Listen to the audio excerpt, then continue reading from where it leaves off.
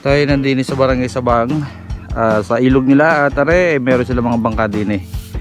At sa ating pagkakaalam ito yung ginagamit nila na panghakot, pangkuha at lalagyan ng buhangin na nakukuha nila dyan sa ilog. Galing tayo doon sa baba kanina.